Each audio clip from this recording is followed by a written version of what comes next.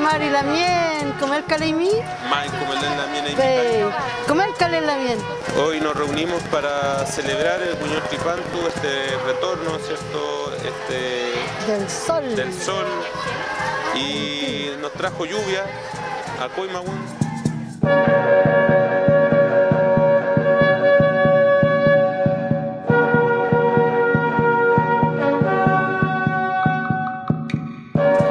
Guiñol Tripantu es a un paso de gallo. Que trecan alca, a un paso de gallo. Nuestra gente ya en la antigüedad sabía de astronomía. Filósofos, grandes filósofos y científicos. Hoy en día hicimos un trasquinto de la UEN, de hierbitas medicinales. Debemos volver a las hierbas, debemos volver a lo antiguo.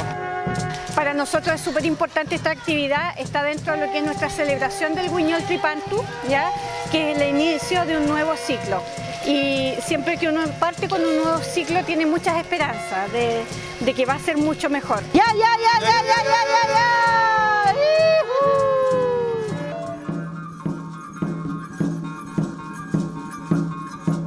Guiñol Tripantu es la celebración del retorno del ciclo, que se realiza en el solsticio de invierno austral, el día más corto del año en el hemisferio sur, entre el 21 y el 24 de junio. El Guiñol Tripantu es un día especial para el pueblo mapuche, ya que es el día más corto y por ende la noche más larga, lo cual corresponde al comienzo de la época más fría del año.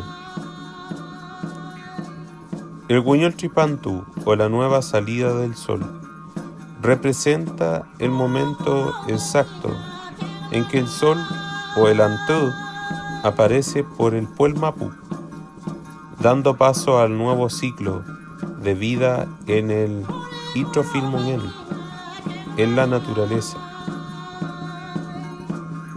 Además, este espacio de tiempo, antes de la salida del sol, el universo, la naturaleza, las vertientes, los animales, las aves, entran en su máximo apogeo y plenitud, por ende, en equilibrio y armonía.